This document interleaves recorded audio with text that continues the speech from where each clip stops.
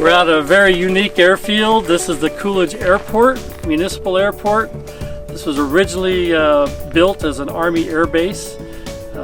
You can see from the sign here, 1942 to 1945.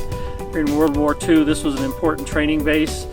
And fortunately for the City of Coolidge, the city received this property a number of years ago to operate as our municipal airport. There are actually two runways, runway 523 and runway 1535. We've done extensive rehabilitation of those runways using federal grant monies. A lot of taxiway improvements out here. This is where we have our monthly fly-ins that begin in October and run through April. So you don't want to miss a fly-in. Come out and support the Lions Club. They have a great Lions Club breakfast. Just a great time to bring family out here and see some beautiful aircraft that fly in from all over the region. Old vintage aircraft and some more modern, some experimentals. This is a great place to come out to enjoy and appreciate what aviation has to offer. So we'll go in onto the property. We'll look at a historic hangar and show you a few more of the facilities here at the airport.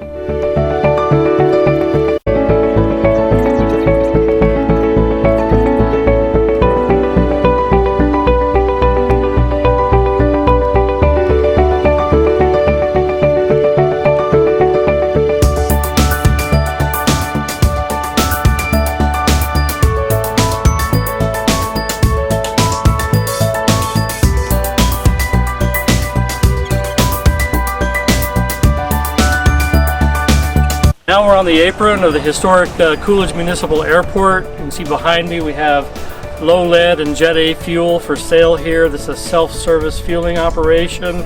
These tanks were installed just a few years ago. They were underground. The city was required by the Arizona Department of Environmental Quality to take them up out of the ground and put them in a basin like you have here, so that they're much more safe environmentally. A lot of fuel sales are conducted here on the airport. We have Skyflight Services that oversees the fueling operations.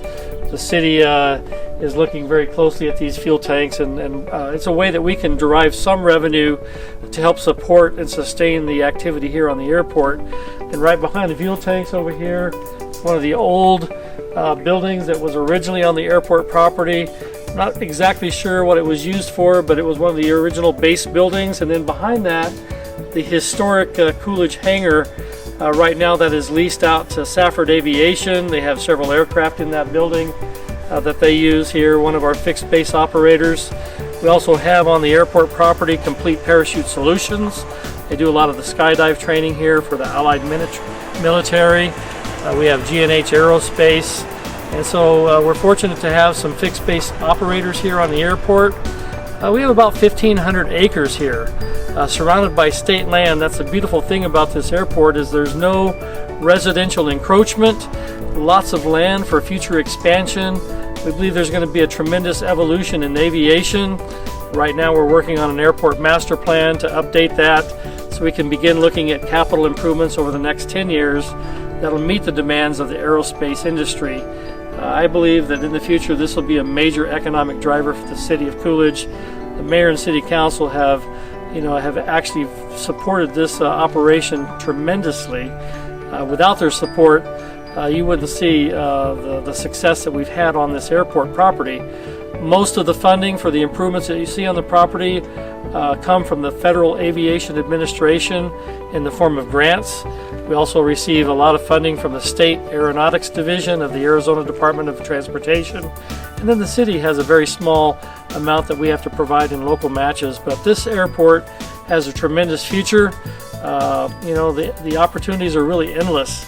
And we're very excited about what will come here eventually as the city continues to grow and thrive economically.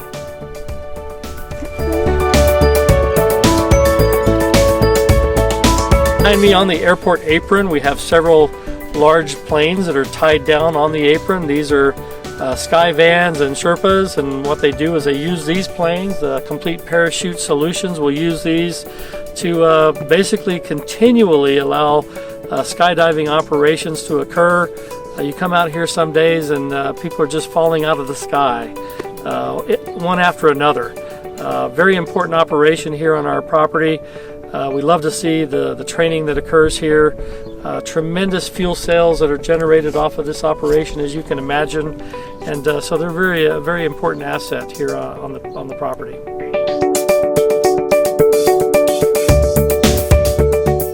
Right behind me we have several hangars that are currently leasable. These are hangars were built by the private entity, International Air Response, which is now Skyflight Services. The city ended up negotiating a lease for them to build these hangars here on the airport property. We lease the land, but the hangars belong to the private sector and are leased out to several people that actually house their aircraft on this property. I really want to give kudos to our airport manager, James Myers. James has his pilot's license. He is passionate about aviation. Without James and his support here at the airport, we really wouldn't be able to do the things we've been doing. He is flawless when it comes to applying for federal grants. We've done a number of significant projects here. The reconstruction of runway 523, the rehabilitation of runway 1735, taxiway improvements, lighting improvements. There's just been a number of grants that the city's received, and thanks to James and his efforts, we're seeing a lot of improvements here on the airport property.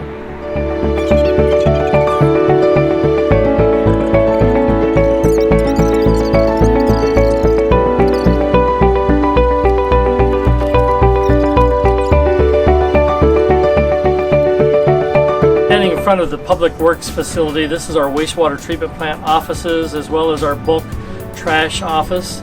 If you have a bulk trash in your at your house that you'd like to bring out here, if you're current on your trash bill and you've made payments for your sewer and trash, you can come here and dump household items, yard waste once a month. So there are certain requirements that you have to meet when you're dumping that trash, but if you have questions, you can come here.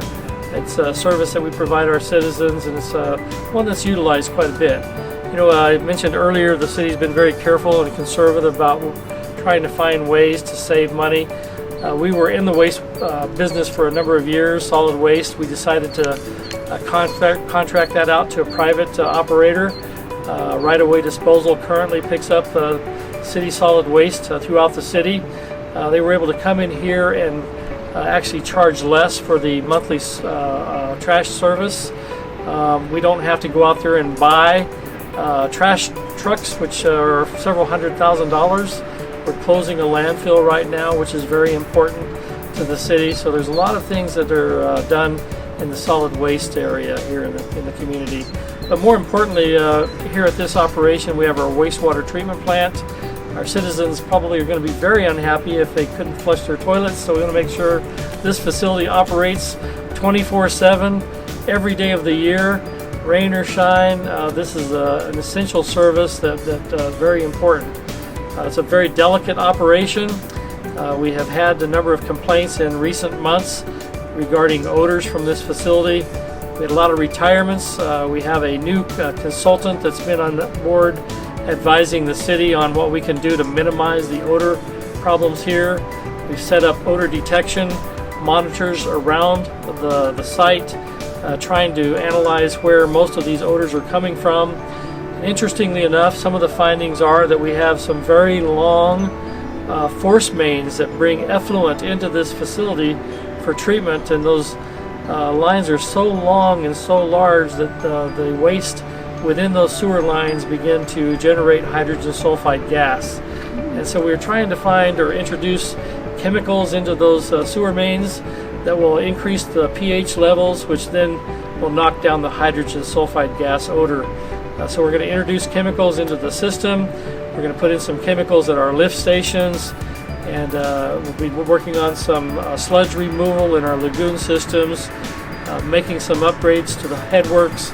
And with all of those things going on here in the next several weeks, we should be able to minimize the odors that people are beginning to or have been experiencing from this facility. So we're excited about having the consultant on board here. They've done a tremendous job, EUSI, Mr. Hendricks and his team have done a great job for the city, and we look forward to working with them, you know, for probably a few years until we are staffed up again with people that can run this plant. And so we're anxious to keep working with them to make the improvements out here that are needed.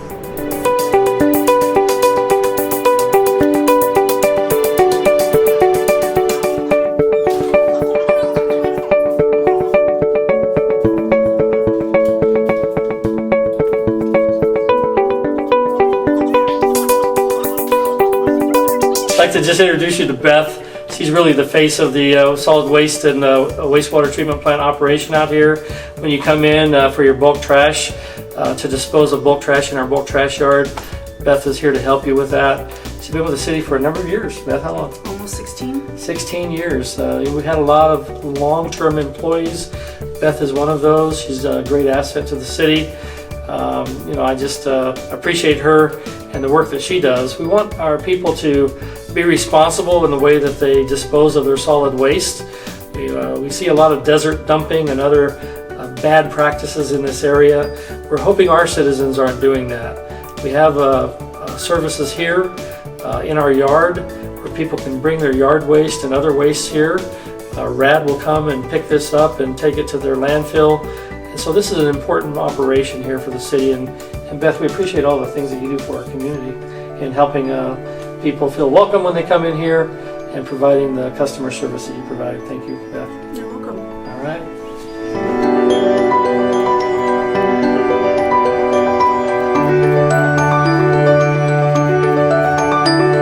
At our wastewater treatment plant, we have a plant that's designed to handle up to 2 million gallons of effluent per day.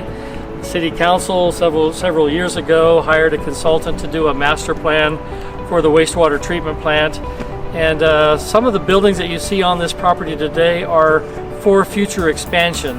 The building behind me is to handle the sludge eventually, to remove the sludge from the wastewater lagoons, dry it out, and then sell the sludge material to some of the farmers in the area to use for fertilizer.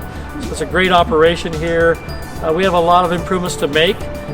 2 million gallons of capacity per day is a large amount of capacity, but as the city grows, we always have to be mindful of expanding, and we have to plan well ahead, because expanding a wastewater treatment plant generally takes a couple of years to go through the Arizona Department of Environmental Quality, get all the necessary permitting, have all the plans drawn up, and get the process started to build a new plant. Eventually, we'll see probably 4 million gallons per day here that's able to be treated at this facility. We'll introduce about a 2 MGD mechanical plant to go along with the 2 MGD lagoon system that we'll show you here in a second. But that should be plenty of capacity to allow us to continue to grow for a number of years to come. Right now, as I mentioned, 2 MGD, our peak flow right now at this facility is about 750 to 850,000 gallons per day. So we're still below 50% of what this facility can treat on a daily basis.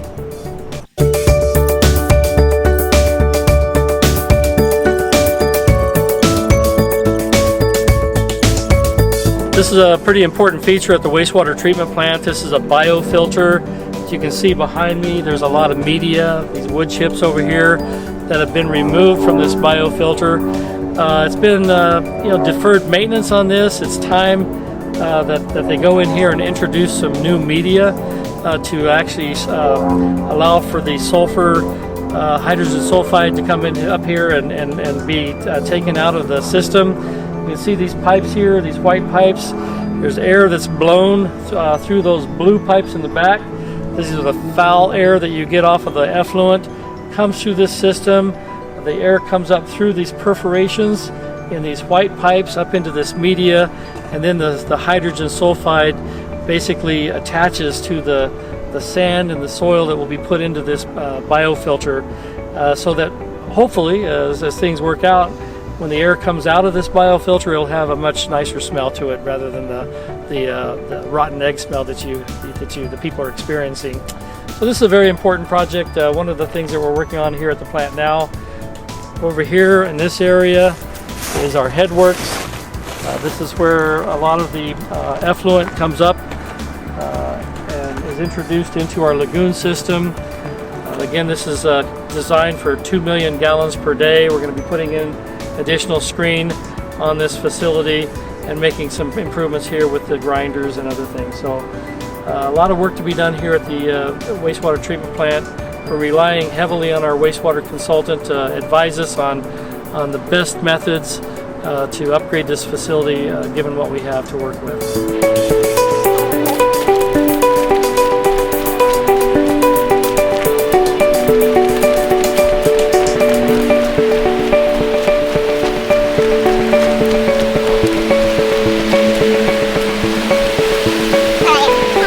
Behind me, these are not fishing ponds. Don't ever try to fish out of here. What we have here is aeration lagoons. This is where our wastewater comes in. This is Lagoon 1A. There are several lagoons in this area. What happens, the effluence is introduced into this first lagoon. The sludge that's in the effluent water will begin to settle in the bottom of these lined lagoons. This water does not get introduced into the groundwater. It's all contained within this line system. As you can see, there are several aeration pumps that help with the treatment process, and we're working right now at potentially abandoning these two first lagoons. This will be where our mechanical plant is eventually installed as we go to a mechanical plant. And then we'll have a series of lagoons behind, lagoon number 3, and several lagoons over here on top, and until it finally reaches what we call a clarification pond over here.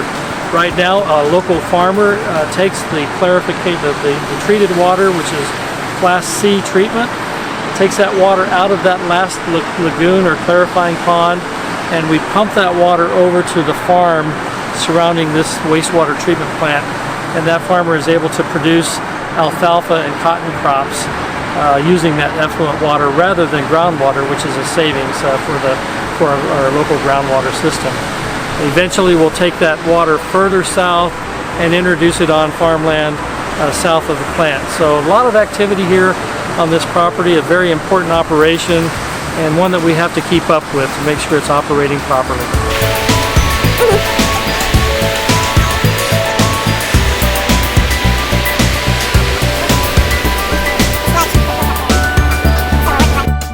Okay, right behind me is the building that the city just recently acquired. The mayor and council, as we talked earlier about the public works vehicle maintenance and street yard, that building is falling down. Well, this is one of the newest purchases the city has made. It's a great facility, perfect location, located right behind the city's wastewater treatment plant. This has been home to the Felix Construction for a number of years. Felix Construction Company is moving their operations over to Glendale. They've been a great community partner, and the city reached an agreement on the purchase of this building, and so our Public Works Department will be moving over here first part of July. This building was purchased for well below the appraised value. It's already ready, a great parking lot, landscaping. It will be a great facility for our employees. Over 6,000 square foot of office space, I think there's about 12,000 square feet of vehicle maintenance bays in the back, a solar array on the roof, so the utility costs are much lower in this building. This will be a great asset to the city, one that the city can grow into for years to come, and we're really fortunate to work with Felix on a purchase agreement to move our crews over here. They really need this building. As you can see from the other building, it's falling in around them. This one here, the construction is great. You go in the shop back here, there's a great ceiling height that will allow us to work on the larger vehicles rather than working outside in the summer heat. They can pull the fire trucks in and work in the shade in a cooler environment. This is all plumbed for air, so they have for their air tools. This thing was really ready-made. You really couldn't ask for a better situation. The city was able to buy this building and use it for a future public works facility. Yes. So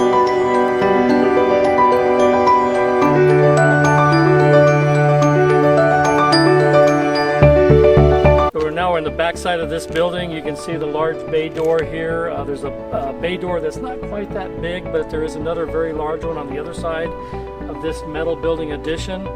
You can see the proximity of this property to the wastewater treatment plant, which is located right behind. We'll be able to open up the back gate and have access from the wastewater treatment plant and the Public Works offices over there directly into this property. So we really couldn't have asked for a better situation and find a building that meets our needs like this one does. So we're very fortunate to have it coming onto our system. We're here in front of the what was formerly the Artisan Village. This is another facility the city will be buying in the very near future. Hopefully in the next budget cycle, right after July, we'll be able to close on this property and purchase it from the high school district. This will, right now is currently home to the Chamber of Commerce and our Visitor Center. The Pinal Gem and Mineral Museum is also in this building. Recently, our Parks and Recreation Department moved in to this side of the building over here. They'll be having kids camps and after-school programs here on this campus in the future. Right behind me in this wing that is adjacent and parallel with Arizona Boulevard, we're working with the Arizona Water Company to lease this wing of the building long-term, so they'll be a great partner with the city. We work very closely with the Arizona Water Company, a private water utility, and they'll be a great asset and a revenue generator over time for this property. So this is another great addition to the city. I think we'll probably end up renaming the complex. Not sure what it's going to be called yet, but we're excited about the possibilities and future of this property in the services that the city provides.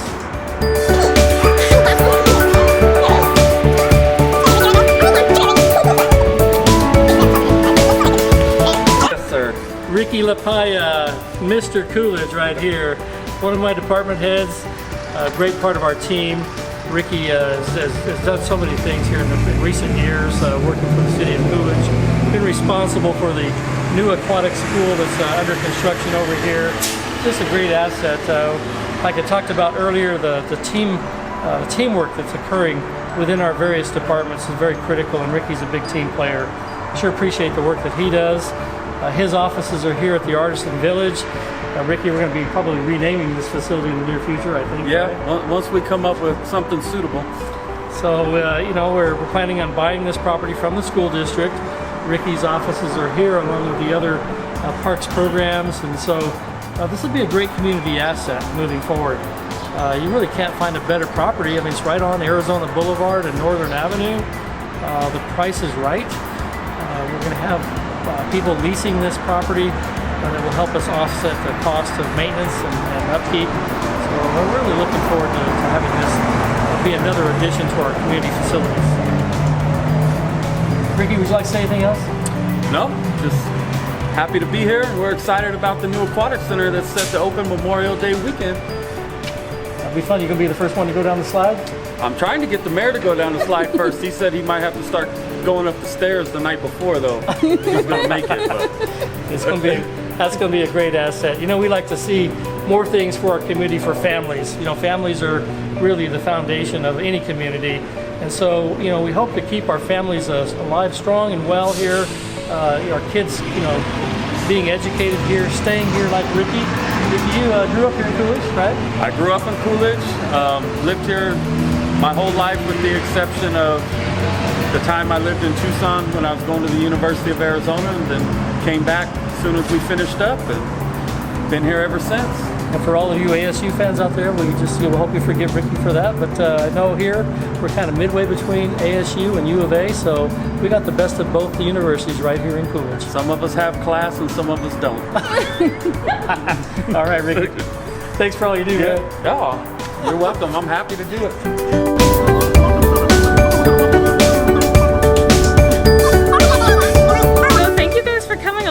And seeing so many different parts of our city that we love so much. Thank you, Rick, for showing us around. My pleasure. I hope that you guys enjoyed the presentation. We appreciate what you do in the library to better inform our citizens in Coolidge, and keep up the good work on your end. Thanks so much, Rick. We'll see you guys later. Bye-bye.